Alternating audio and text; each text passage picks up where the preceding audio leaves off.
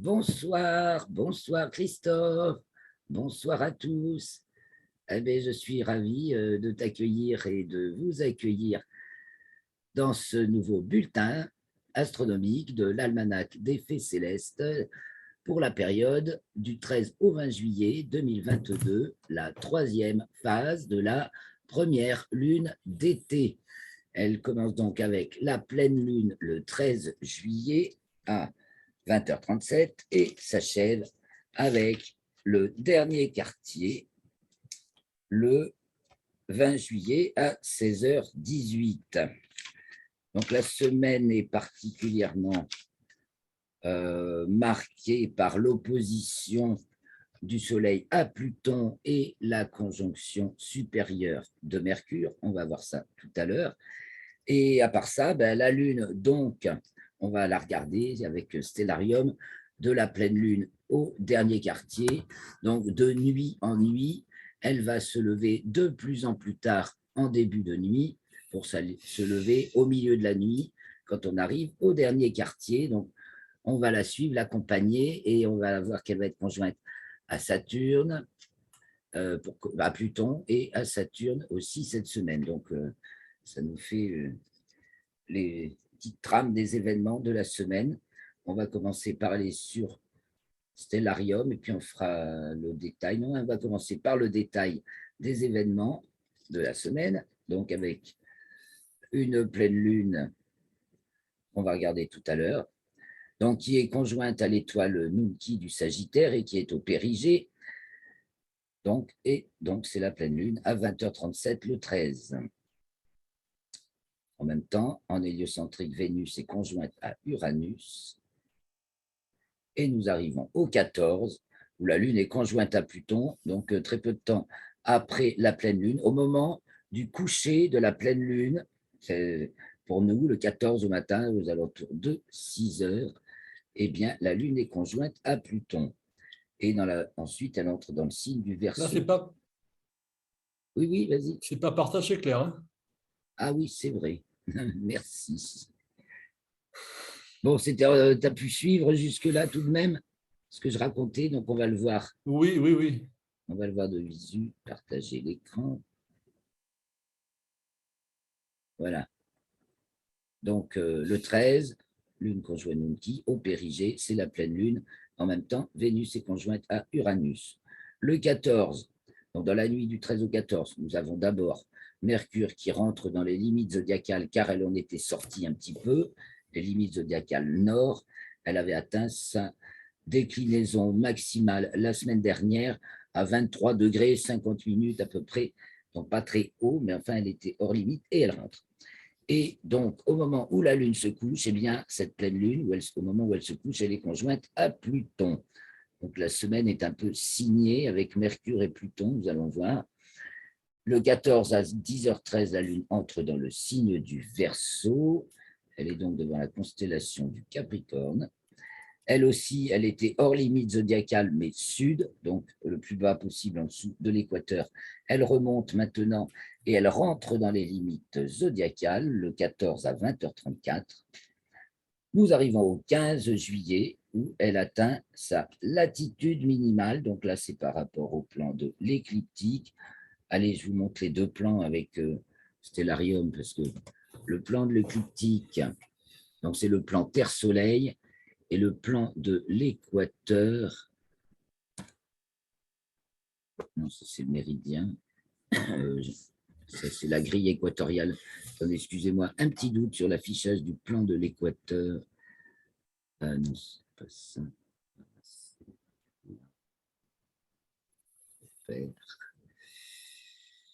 Écliptique et équateur.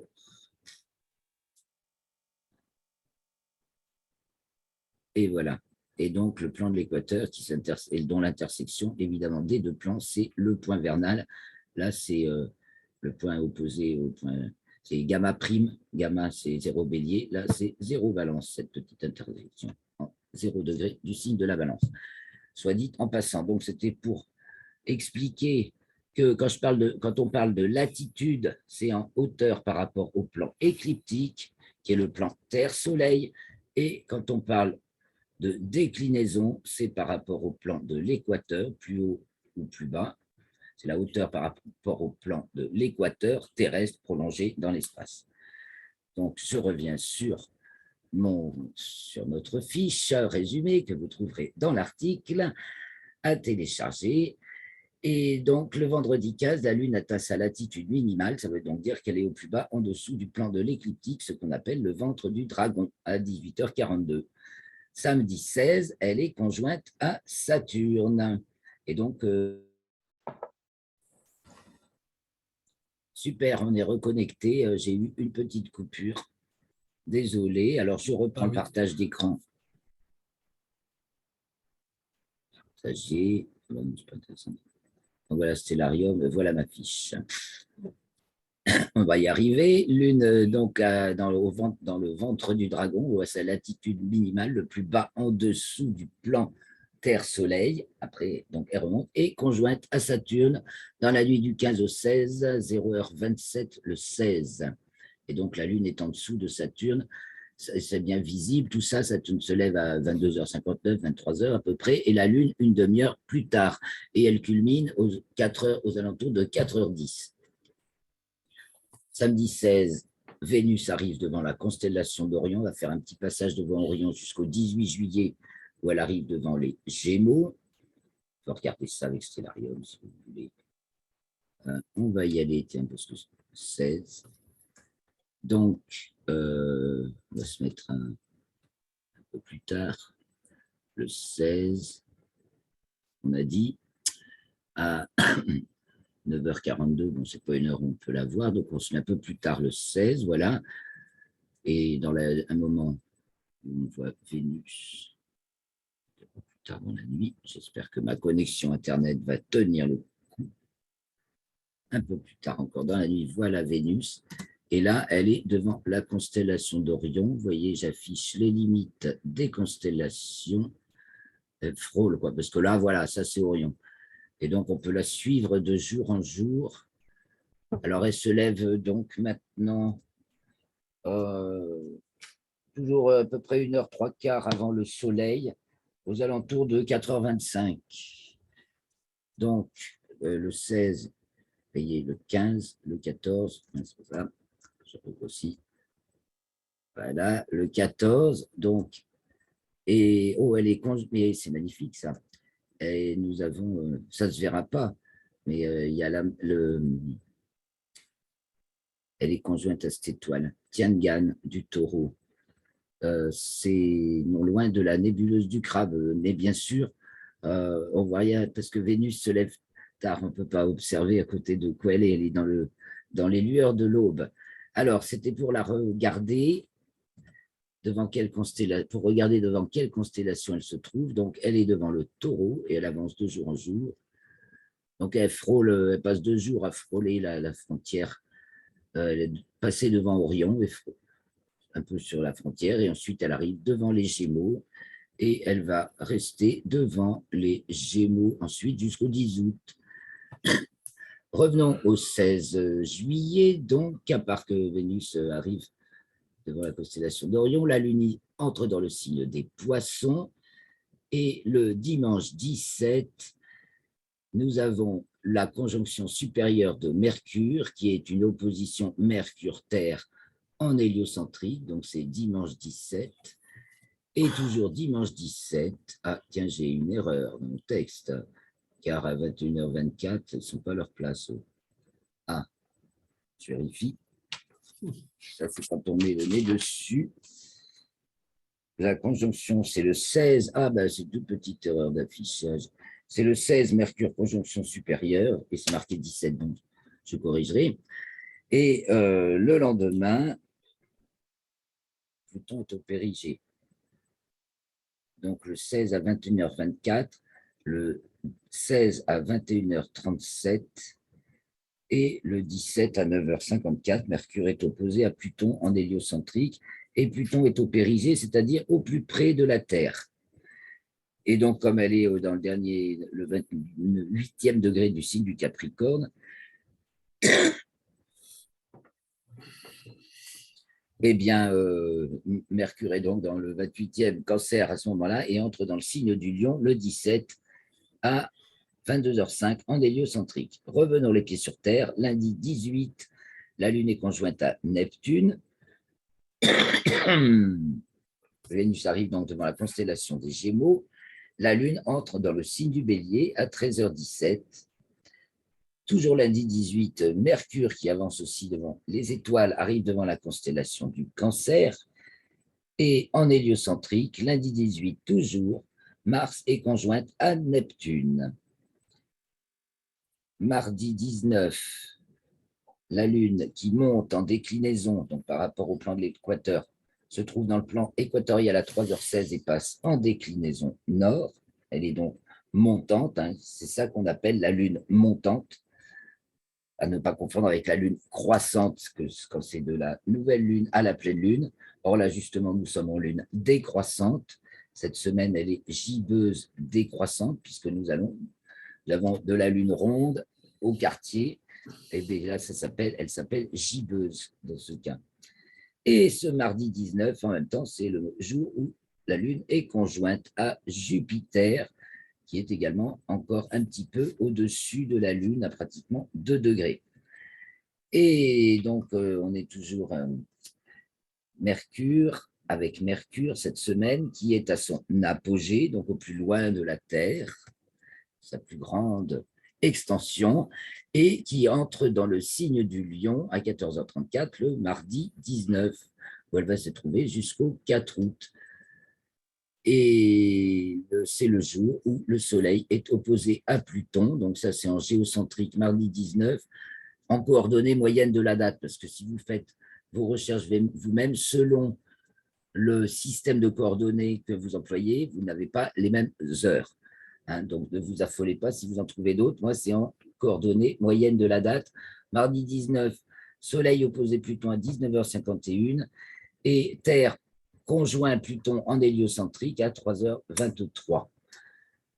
Et nous arrivons donc au dernier quartier. C'est le jour du dernier quartier, le jour où la Terre est conjointe à Pluton en héliocentrique, c'est l'opposition de Pluton en géocentrique. C'est le dernier quartier de Lune, donc au carré de Soleil-Pluton, à 16h18. Nous sommes dans le 28e degré du signe du Bélier pour la Lune, Cancer pour le Soleil. Et donc la Lune va entrer dans le signe du Taureau à 20h22 ce mercredi 20 juillet, jour du dernier quartier de Lune. Alors maintenant, allons nous promener avec Stellarium et voir tout ce qu'il y aura de beau à voir. Et alors, je ne sais plus l'abréviation. Très ennuyeux. Il a disparu tout seul. Ah non, le voilà. Alors, comment je l'enlève? Ah, je ne sais plus. Excusez-moi, il faut que je trouve le raccourci. C'est bête que je n'ai pas de... Ah oui, alors pour trouver les raccourcis, je vous apprends un petit peu sur Stellarium. Quand on ne sait pas un truc, il y a toujours un truc qu'on ne sait pas. On fait la F10, ou la touche point d'interrogation. Et donc là, je voudrais dater heure, divers, exoplanète, fenêtre, mouvement et sélection, oculaire, option d'affichage, ligne de l'équateur. C'est le point. C'est pour ça que je ne veux pas le faire. Donc, si je fais un point, j'efface l'équateur et où j'affiche l'équateur. J'efface l'équateur pour l'instant. Et nous allons nous rendre le jour de la pleine lune, donc le 13 au soir. La journée passe vite. Voilà, 19h30, 20h30, 21h30, le soleil se couche. Le 13, le soleil se couche à 21h35. Et donc, nous allons guetter la lune. Je vais me tourner pile à l'opposé, donc du côté de l'est, pour guetter la lune, la pleine lune qui va se lever, mais qui n'est pas encore levée, parce que justement, elle est en latitude sud, ça la retarde dans notre hémisphère. Donc, 1 heure plus tard, la voilà, au sud-est. Alors, évidemment, elle est devant le Sagittaire, donc elle une constellation qui passe bas dans notre ciel, puisque c'est la position, c'est là où se trouve le Soleil en hiver. Donc, elle se lève à 22h08. Il faut attendre pratiquement 40 minutes après le coucher du Soleil, le 13 au soir, pour voir apparaître notre pleine lune, donc qui se lève dans un ciel déjà plutôt bien noir, et donc au sud-est. Et donc, elle est en latitude écliptique sud. C'est pour ça qu'elle se lève si tard, parce que sinon, vous voyez, si elle était en latitude, à latitude 0, elle se serait levée plus tôt, et si elle était en latitude nord, elle se serait levée encore plus tôt. Mais là, ça lui met du retard. Et donc, on va passer la nuit avec la Lune, on va d'heure en heure. Donc, ça lui fait une petite course, elle passe 8 heures. Donc, elle culmine vraiment pas très haut. Hein. Vous voyez, ça fait à peine 20 degrés de hauteur. 18. 18 degrés de hauteur. Elle était donc conjointe à Nunki le 13 au matin. Nunki, c'est elle, hein, l'étoile Nunki ici. Et là, maintenant, nous sommes le 14 à 2h30. Elle culmine, la Lune, et elle va aller se coucher, vous voyez, aux alentours 6h24, donc à peu près au lever du soleil, au sud-ouest. Elle a une course de soleil d'hiver, puisque c'est la pleine lune d'été, et encore plus petite que le soleil d'hiver, puisqu'elle est en latitude sud. Voilà pour la lune. Donc, on va la guetter maintenant de soir en soir. Alors, on va passer cette journée du 13 et on va aller le 14 au soir. Le 14 au soir, donc il va falloir attendre plus tard, mais pas beaucoup. Elle se lève à 22h55. Elle est donc maintenant dans la constellation du Capricorne. Et le lendemain, un peu plus tard, le lendemain seulement, nous allons la trouver conjointe à Saturne. Il va falloir attendre un petit peu, vous voyez. Elle va se lever à 23h30 le 15 et elle est conjointe à Saturne. Elle est bien en dessous de Saturne, qui elle-même est au-dessus de l'étoile Deneb Algédi, la queue du Capricorne. Et donc, on a ces jolis ensembles, évidemment. L'étoile brille moins fort que Saturne, qui prend de l'éclat, l'éclat de Saturne forcit, et elle se lève de plus en plus tôt à 22h59, c'est qu'elle va être quand même à l'opposition du Soleil au mois d'août. Alors ensuite, continuons la Lune. La Lune, alors le 17, va se lever bien sûr un peu plus tard encore. Elle se lève à 23h59.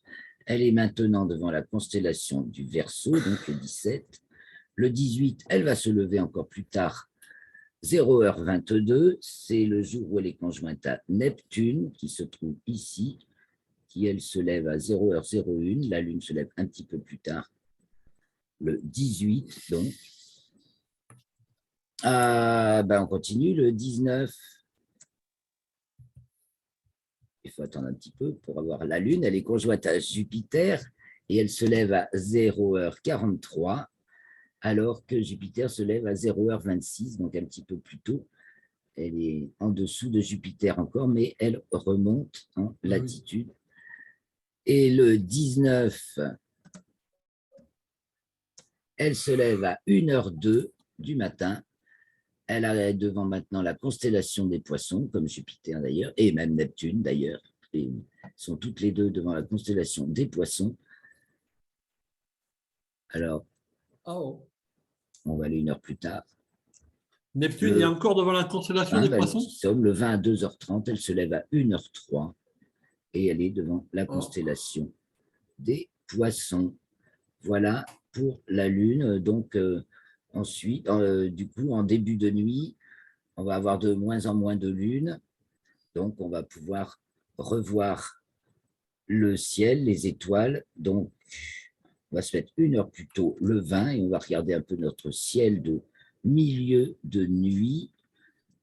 Donc, en milieu de nuit, la lune se lève, puisque c'est le dernier quartier, devant ce qui se lève toujours en cette saison au milieu de la nuit, ce sont les étoiles, donc la constellation des Poissons, Pégase au-dessus, qui est le grand carré de Pégase. À gauche des Poissons, on remarque facilement les étoiles du Bélier, Amal et Shératan. Et on a à gauche de Pégase la constellation d'Andromède, avec les amateurs vont pouvoir pointer leurs instruments sur la galaxie d'Andromède qui est ici. Vous voyez, j'ai même pas besoin de grossir. On la voit apparaître toute seule. On voit à l'œil nu quand il n'y a pas la Lune. Donc là vient de se lever, c'est mieux la semaine d'après. Si le ciel est bien transparent, bien entendu. Du côté du nord, en milieu de nuit, ben, toujours l'étoile polaire au nord. Alors autour de l'étoile polaire, on voit la roue des étoiles circumpolaires, celles qui ne se couchent jamais. Donc la grande ours qui arrive au ras du sol, qui descend donc côté ouest. Au-dessus d'elle, le dragon. Et alors j'affiche le zénith. Le zénith est ici. Au plus haut du côté du nord, nous avons Céphée qui arrive. Et voilà. Et au nord-est, il y a Persée qui se lève. Donc on retrouve ensuite avec Pégase et Andromède. Et aussi, au-dessus de Persée, nous avons Cassiopée qui se trouve à l'opposé de la Grande Ourse en passant par l'étoile polaire. Toujours, Grande Ourse descend, Cassiopée monte. Tournons-nous maintenant vers le nord. Qu'est-ce qui est en train de disparaître au milieu de nuit en cette saison? Eh bien, c'est Arcturus du Bouvier, bien brillante, qu'on voit très haut, qui est une des 5 premières étoiles à s'allumer dans le ciel de début de nuit d'été. Donc, elle est sur le couchant, donc au milieu de nuit, presque au minuit, là, pas tout à fait. Ah, donc, Arcturus avec la constellation du Bouvier, la couronne boréale et Hercule sont sur le couchant, et on voit également un peu au sud-ouest Ophiuchus et le Serpentaire. Donc, Ophiuchus et la tête du serpent et la queue du serpent, qui est Antares, juste en dessous, qui se couche, l'étoile Antares du Scorpion. Et donc, il nous reste à regarder vers le sud. Le Sagittaire est déjà passé à sa culmination. Il est déjà en train de descendre. Sa course est toute petite. Et au-dessus, c'est Altaïr de l'Aigle qui culmine pile à minuit. Alors, ça, on va aller jusqu'au minuit vrai. Donc, pile au minuit vrai à 1h57, 58. C'est quelques jours avant. Donc, Altaïr de l'Aigle est sa culmination au minuit vrai cette semaine. On se tourne après à nouveau du côté de l'Est et on retrouve Saturne, donc devant le Capricorne, Neptune, qu'on peut commencer à pointer avec un instrument, mais pas cette semaine parce qu'il y a la Lune qui va gêner. Jupiter, voilà. Mars, on retrouve notre alignement de planètes. J'enlève le zénith, voilà. Et en fin de nuit, donc je reviens en fin de nuit, on a, pour prolonger l'alignement, Uranus et Vénus. Quant à Mercure, elle n'est plus là, puisque, comme elle est en conjonction supérieure, le 16, elle passe dans le ciel du soir. Mais bien sûr, on ne pourra pas la voir encore. Elle se couche un tout petit peu après le soleil. Et je vous dirai si cette période de visibilité de Mercure est favorable ou pas. Je le marquerai dans l'article, je ne l'ai pas encore détaillé. Voilà ce petit tour sur Stellarium. Donc, il y a du spectacle hein, cette année, enfin cette semaine, je veux dire, cette année, cet été et cette semaine. Admirer les levées de lune, connaître et contempler le ciel de milieu de nuit et toujours apprécier l'alignement des planètes dans le ciel du matin, surtout qu'elles vont être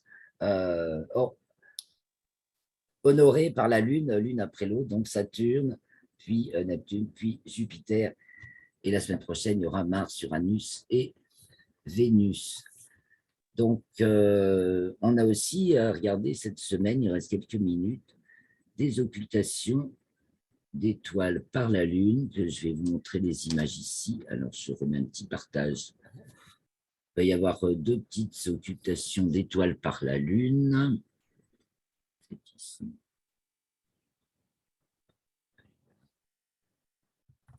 Donc, le 16 juillet à 1h,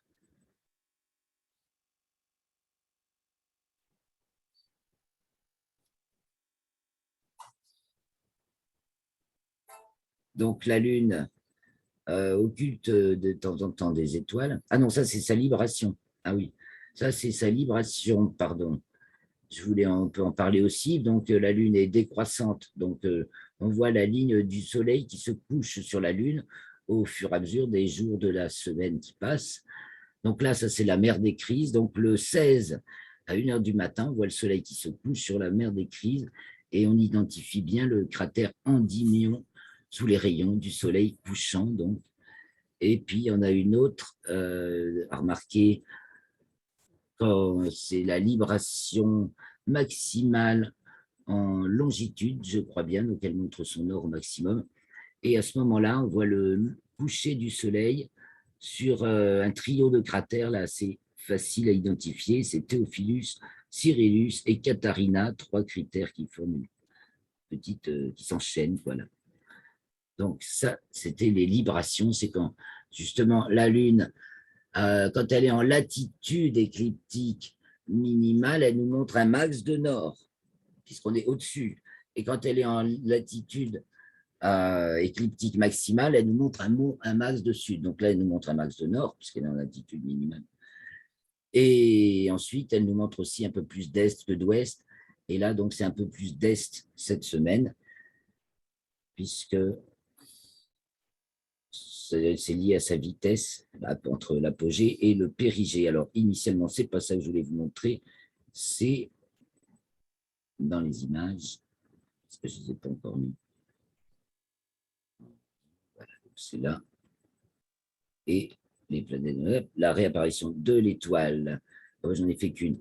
Voilà, la Lune occulte quelques étoiles et voilà comment ça se passe. Alors là, c'est l'étoile 14 Cétus, donc de la constellation de la baleine. Et bon, faut bien regarder, mais avec un instrument, parce que l'étoile, c'est limite visible à l'œil nu, donc forcément, il faut grossir, mais de simples jumelles suffisent pour observer cette étoile qui réapparaît après son occultation par la Lune sur le côté sombre de la Lune. Parce qu'évidemment, c'est plus intéressant à observer quand l'étoile disparaît du côté sombre, ça c'est quand la Lune est croissante, ou réapparaît du côté sombre, c'est quand la Lune est décroissante. Voilà donc ce qu'on peut observer le 19 juillet à 4h13. Selon votre lieu, ça change de quelques minutes, enfin si on reste en France métropolitaine. Donc, mais ce sont des observations faciles et après un peu plus compliqué pour celui qui veut chronométrer, par exemple. Voilà, il nous reste peut-être un peu de temps pour qu'il y ait une sélection d'images. Je n'ai pas encore eu le temps de regarder l'actualité astronautique du ciel et de l'espace et des découvertes. On fera peut-être un petit point tout à l'heure. Je vais essayer d'avoir le temps de préparer ça. On peut regarder quelques images encore. Il nous reste quelques minutes que je vais sélectionner pour l'article. Alors, je remets le partage. Je partage. Donc voilà, nous sommes sur la galerie d'images de Space Weather où je vais piocher une grande partie des images que je publie et on va choisir. Et après, dans ce lot-là, je vais choisir une image du soleil. Je vous en ai déjà. J'en ai une. On va regarder celle-ci. J'en ai pris une un peu similaire. Beaucoup de filaments magnétiques sur le soleil. C'est ce que nous montrent ces images. Alors là, il y en a plusieurs. Donc, à plusieurs moments, on voit l'évolution de ces filaments magnétiques qui sont ces traits sombres là, qui sont légèrement moins chauds que l'ensemble autour. Et donc, ce sont des gros tubes qui contiennent de forts courants magnétiques. C'est ce qu'on observe sur le Soleil en ce moment. Voilà. Ce que je vais vous sélectionner d'intéressant. Toujours le Soleil, mais là, en photo simple. Hein. Donc là, on voit comment on voit les taches. Quand on regarde avec du filtre Millard au télescope, par exemple. C'est exactement ce qu'on voit. Les taches sur le soleil. Bon, mais il y a quand même, là, on voit pas mal de groupes de taches, ici, ici, ici, ici, ici, ici, ici, ici. sur les pages des sites qui font qui répertorient, qui font l'actualité de l'activité solaire, spaceweather.com en anglais, et il y a un site, je ne sais pas, je ne suis pas sûr qu'il soit associé en français, mais il est très très complet. Oh, alors une belle photo de Saturne avec 6 de ses lunes. Elle n'est pas top, la photo. Ah ben franchement, alors en photo, alors je reviens vite en arrière, ou alors c'est qu'elle est planète. Les Français sont très très forts en planétaire. J'ai cherché souvent les photos de planétaires sur la galerie AstroSurf. On trouve des. Alors certains publient, certains photographes d'AstroSurf publient aussi ici, et parfois, donc parfois de très très bonnes photos. Mais franchement, on a des champions en France pour ça. Voyons l'alignement des planètes.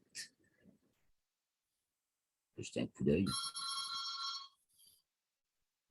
L'alignement des planètes dans le ciel du matin, tout ce que ça se voit à peu près en visuel. Voilà, on voit, moi j'en vois que 2 là. Il en manque une. La photo est pas. Ah, il faut la mettre en grand. On verra peut-être tout le monde. Ça suit bien le partage, Christophe, parce que si ça ne passe pas. Bon, mais là, c'est moins. Ah, voilà. Oui, non, c'est pas top, top, top, top. Vous voyez, c'est pas toujours. Non, non, non. Bon, je reviens là.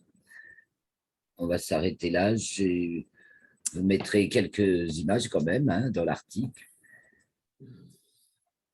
Je te remercie de ton attention, Christophe. Merci à tous ceux qui regarderont cette vidéo d'ici peu de temps, car c'est l'actualité. Donc, toujours bienvenue dans nos directs pour partager avec nous, parce que vous auriez le droit de poser vos questions. Si des fois, je ne dis pas les trucs bien, si voilà, c'est l'occasion de pouvoir s'exprimer en direct. En tout cas, si ça vous plaît, abonnez-vous à la chaîne. Merci et n'hésitez pas à laisser des commentaires. On se retrouve pour le bulletin astronomique. Je vous remercie. Je vous souhaite une très bonne semaine. Que le ciel vous soit beau et favorable. Merci. Ciao.